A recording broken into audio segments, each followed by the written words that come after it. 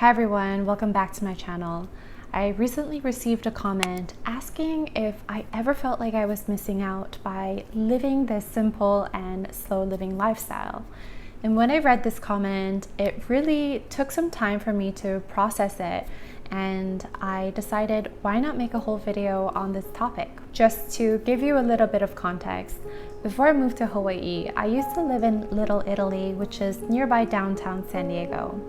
I used to work multiple jobs trying to keep up my lifestyle in the city and never thought that I would ever slow down. It was a lot of fun being young in the city. I would go to restaurant openings and new art galleries and meet new people every weekend. I felt like I was always at a million places at once. I'm really thankful for those years and experiences because I was able to push my boundaries, my limits, and really get out of my comfort zone.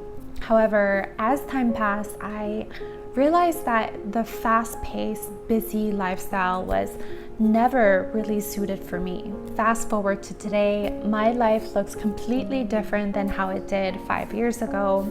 I'm pretty content spending a long weekend at home or just going for a long walk with my husband and my dogs. That is just my version of happiness. Sometimes I do miss the excitement of a fast-paced environment, but I never feel like I'm missing out because the slow living lifestyle is more true to who I am and aligns with my own values. I always mention that slow living isn't for everyone, but with everything that's going on right now, it seems like more and more people are leaving their chaotic, hectic lives, trying to go back to the basics. Today, I thought I would share my perspective and insights of the benefits of living this simple and slow living lifestyle and why I choose this one over the busy and fast-paced life. With the increased use of social media, we can now see into people's lives like we've never been able to see. How much money they're earning, where they went for vacation, what house they bought, what car they drive. Even if we know that this is a highlight reel of people's lives, I think subconsciously it does influence us to buy certain things or pay for services that are unnecessary or irrelevant to our own lives. Of course, this leaves us feeling even more empty, and it could further put us in debt. I recently read this quote that says, "We fail as soon as we let others define success for us." Living a simple and slow lifestyle, I feel free from the pressures of keeping up with my peers, family, and friends.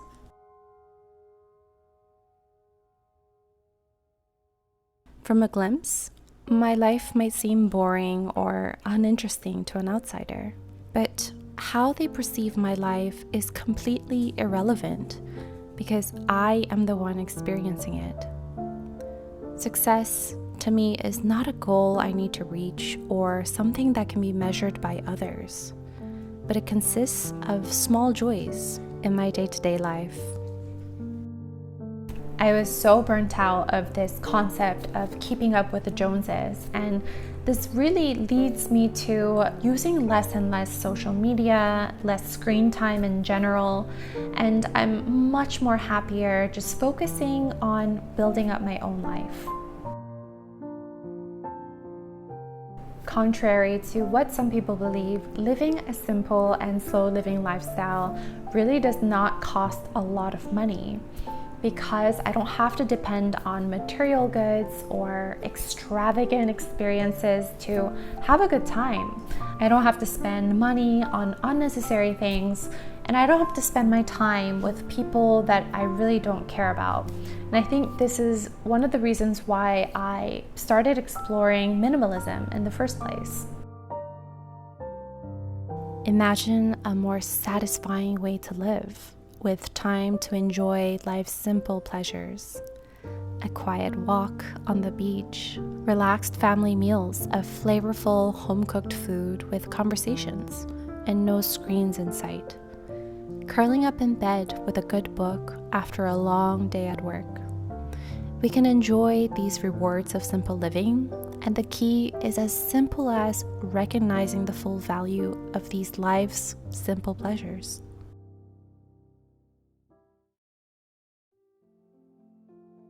Of course, we need money to survive, to have a certain level of freedom. However, I'm no longer making it the center of my life and not letting it consume all of my time.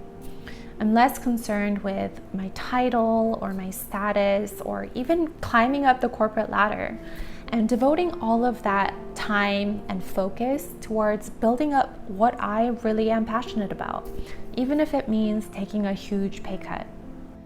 You might be thinking, well, how do you pay the bills?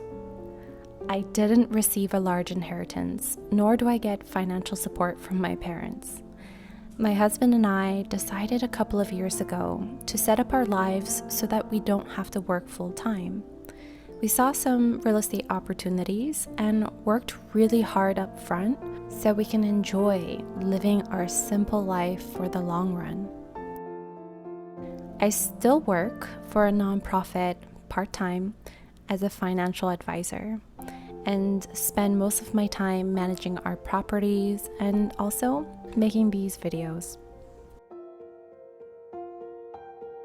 I think we can really enjoy life much more if we start to pay attention to the extraordinary little things in our ordinary lives. When we focus on the abundance and the beauty of life, we tend to forget about what we lack or what's absent in our lives. Seeing the ordinary as extraordinary not only means finding importance in unimportant moments in our everyday lives, but it also means acknowledging the treasures that are often forgotten, ignored, or left behind. When I go for a walk with my dogs, I love taking photos of everything from the sunsets to old trees, oddly shaped rocks. It makes me realize that these things might not mean anything, but it's up to us to assign value to them. When I was juggling multiple jobs, I remember I used to wake up feeling exhausted and run down, and I would consume so much coffee just to get me through the day. I would always think to myself, okay, I need to take better care of my health, I need to start eating better, but of course, never took the action to make this a priority. I used to be proud of my busyness and the fact that I was really good at my job. Even if it meant crazy work hours, eating in the car, taking on more obligations than I could physically handle. And somehow, I normalized this because everyone else around me was doing it. I think there is such thing as positive stress. When we encounter a new situation, we have to think on our feet, push our boundaries, and just rise up to the occasion.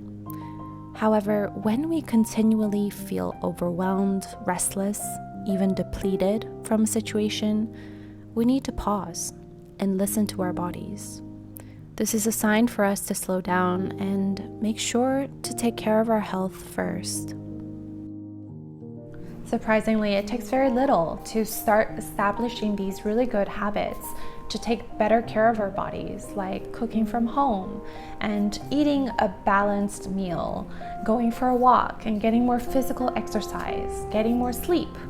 And these might seem like redundant advice that we get from our doctors or our parents, but it really is those little changes that make the biggest difference. Thank you guys so much for watching today's video. I hope you enjoyed it, and if you did, don't forget to hit the like button and also subscribe to my channel for more videos. If you're new to my channel, then welcome. My name is Sophie, and I really appreciate you being here and just supporting this channel. Thank you guys so much, and until next time, take care.